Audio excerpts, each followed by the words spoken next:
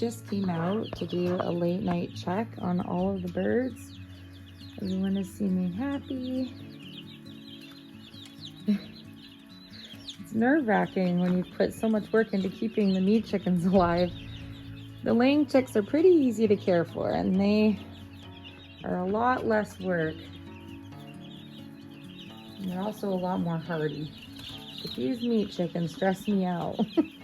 In a good way. I mean, stress me out as in I've just worked really hard to keep them alive, so to sacrifice them just because I have to move their location, I would rather just leave them in the kitchen in the dining room side in their little brooder for another week or two. But the reality is they need more room. They're getting too big. They have heat, they have food, they have water. We're gonna see what happens come morning. Frida had a busy day outside sun tanning, so she's just taking a little rest here. Night, Frida. Hi, sweet girl. All right. That was loud thunder, huh? Okay. Got up bright and early this morning so that I could work on finishing. Got up bright and early this morning so I could work on finishing the rest of the deck renovation. It's getting darker and darker and darker. So I'm hoping that in an hour or two, I can actually start working on the deck. It's actually pretty damp out today. It has been raining the past couple of days. So I'm really trying to get this done. I'm going out right now to do another check on Miss Frida. Philip came out early this morning. I think at like 5 a.m. I was out last night at about 1 a.m. I want to show you where she's at. Her belly's so big, and you can see she's bagging up. I'm just gonna turn around for her so you can see she's really bagging up. She's a little swollen on her backside, and her belly is hanging low.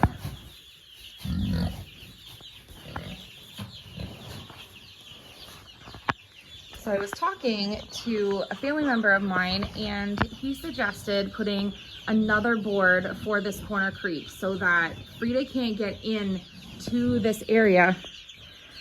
The goal is that we don't want her to get into this area if we have the piglets there. She keeps laying in this back corner here, you can see.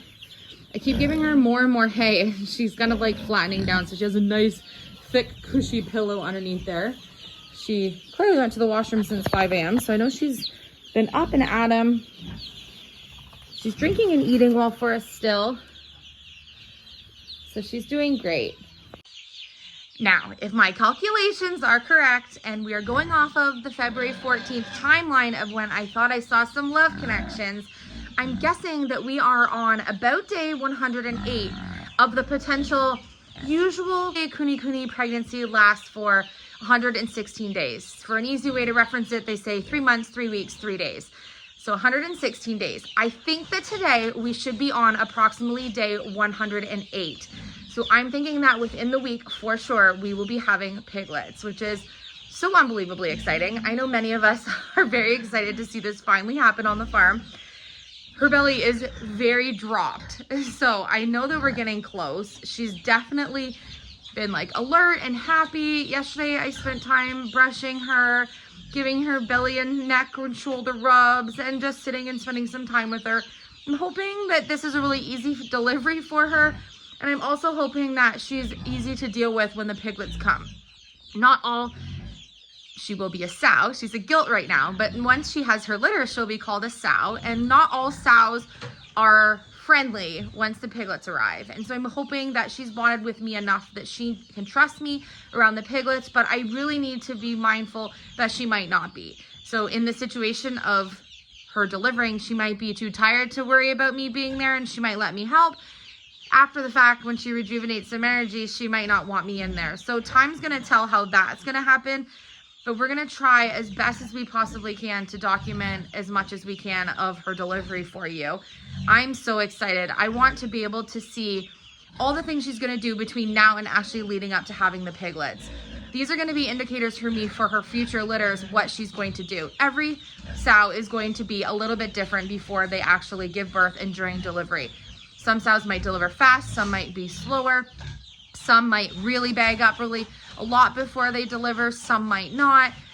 Some might do a lot of nesting, some might not. So there's just so many different things, but I can really see every day a few changes in how her belly has really dropped. She's hanging a lot more towards the ground now, and she is bagging up, which is really just an exciting step to the fact that farrowing, which is birthing of piglets, is coming soon. We are going to be farrowing here in, I would think, a week or less, which is pretty exciting. So Philip and I have been coming out doing our every couple hour checks of her throughout the night, and then of course in the daytime I'm always out and on the farm, so I've been checking in on her like continuously.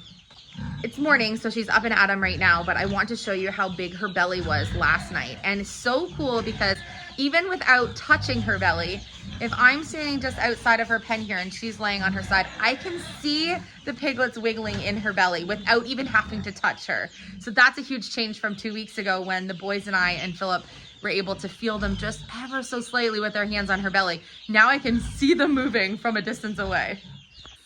You have wood chips on you. You are snuggling in the wood chips. Huh? You can see her belly is, oh, she's gonna lay down for her belly rub. Perfect. Look at her belly.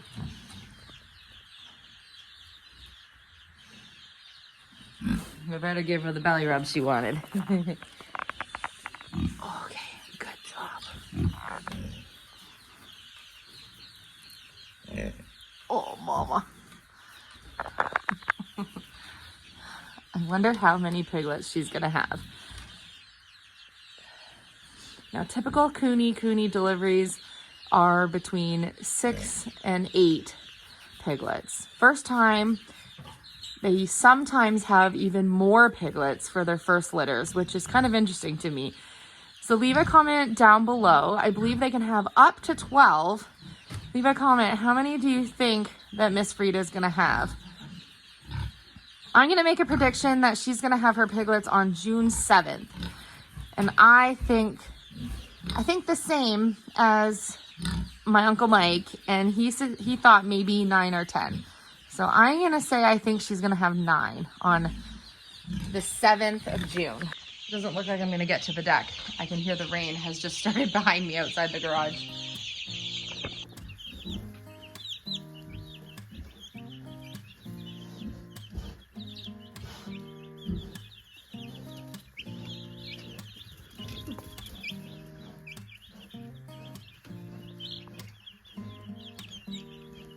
Everyone seems to be having a really good afternoon in here. I love the little like congregation. Like they're just, the meat chickens are conversing with the laying hens. I think they're so cute. Now I think I have close to 40 chicks in the laying side. And of course not all of them are going to be hens. So we definitely are going to need more laying chicks so that we can obviously have enough egg production for when our farm shop opens. And then these guys are for our family. You can probably hear behind me just how windy it's getting, and the rain has started. So I don't think I'll be able to do any painting on the deck today, but I did get a chance in between some of the rain we had the last couple days to get the door painted. And I also took off the removable peel and stick wallpaper stripping that I had done to make sort of like the X's on the windows. I didn't want to have that on anymore, so I took that off. So I'll show you how the door looks all finished up. I still need to touch up my doorknob, but other than that, the door is painted. There you go. You can see the green is actually much brighter, but it's very hard to tell when the lighting is so, you know, dull today, but I do really like it. It's just very understated. It's not overly bright. I didn't want to do gray and I didn't want to do blue, so I think the green is going to look really nice when we have all the other doors on the property all done with the green. I still have all of my little footprints because it hasn't stopped raining long enough for me to finish the deck. And this is the only area that I need to finish the deck, is just the railings from right here over. I need to finish scrubbing this section here and then roll the white paint, and then I'm pretty much done the deck other than just a couple brown touch-ups. And we have decided that because we don't like the stain color on the barn, we're going to be adjusting those posts when we actually finish the front portion of the barn. And so many of you, oh, there's a big bird.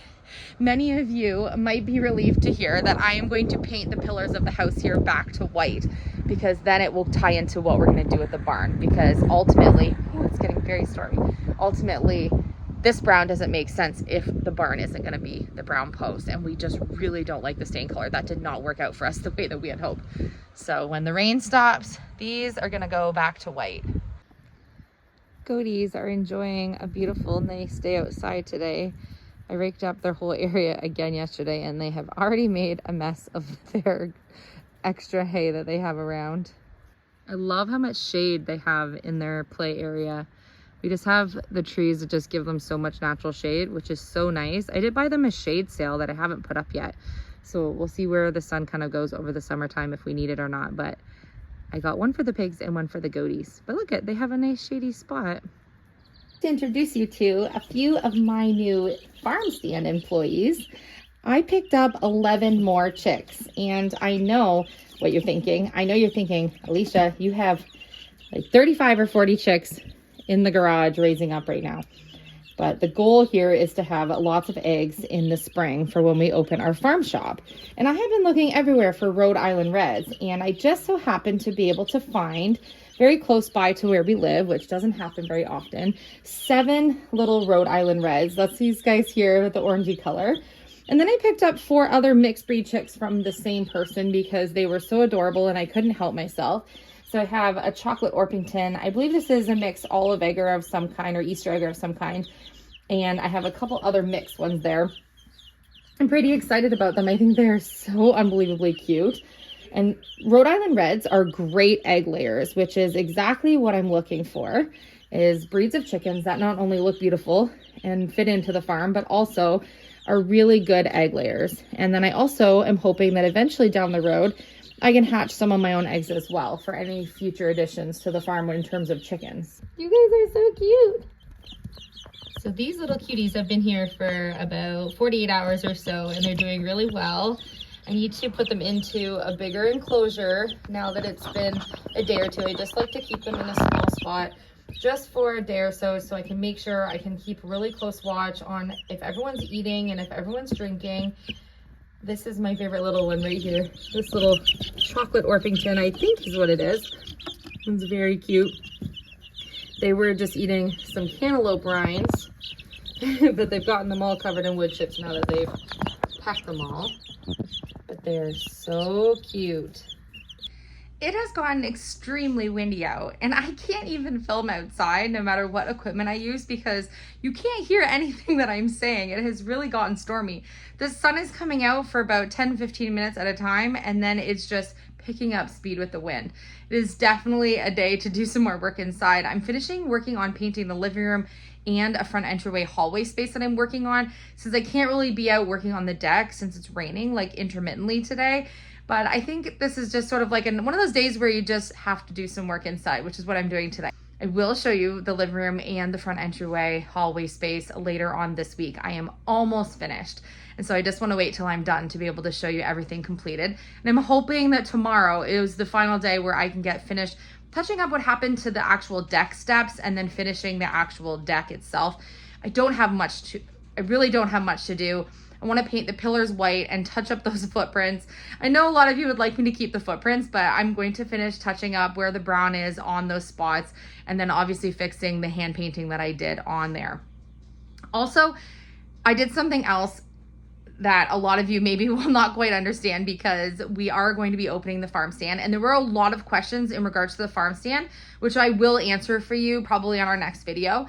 But I also ordered another 50 chicks, and these chicks will come in August, which will give us lots of time from August to when our winter rolls around for them to be big enough to get out into the full-size coop. These are a high, excellent egg-laying breed. They're called Babcocks, and we've gotten some white, brown, and black reserved, and so we're getting 50 of them come the end of the summertime, which will get lots of time for these ones to be out and into the coops, the ones from the garage, the ones I have inside. Our meat birds will have gone to freezer camp by that point, and then I'll have 50 more chicks to raise up over from late August or early August into the colder temps. The goal here is to have tons of eggs laying come opening the farm stand in early spring next year. And I know that seems like a lot of chicks to be raising up, but the reality is that not all of the chicks that I've purchased are going to be hens. And not all of the breeds that I specifically picked up are necessarily going to be excellent egg layers, although I've done really good selecting and trying to find some that were close by to where we live relatively that are going to be good breeds for what my purpose of them is going to be, which is obviously egg laying. And so we're pretty excited. So we're hoping that we have anywhere between 50 and 70 hens laying eggs come springtime. So out of what I have inside, 11, and outside I have between 30 and 40, and then ordering 50. Of all of those, I should end up with the right amount of hens that I can have for the egg laying for the farm stand. And obviously we're going to be setting them up into dozens and even in probably sets of 6. I think probably half dozens are a good idea when we have an older demographic somewhere down where we are. Not every family is going to go through 12 in a couple of days, and so I think it's good to offer a variety of sizing. And then of course the breeds that I've selected are going to give us rainbow eggs. We're going to have eggs in all different colors so we can have the most beautiful egg cartons around, which I'm really excited about. There's nothing more beautiful than having my egg spiral on the counter with all different colors of eggs. And since we lost a lot of our flock to the predator, I don't have that anymore. I have basically the same color eggs on my spiral. And for me, it's just so fun to know that I have a variety of different colors happening. But just a little update on some of the things we're doing today. I have the boys home today because obviously Mondays are back to school. And you know I do tons of prep for the week on Sundays. Also working on a little bit of that painting inside today, trying to get that done. So just a quick one for you today, but I love you. Thank you so much for watching. Stay tuned for a daily episode every day for the month of June.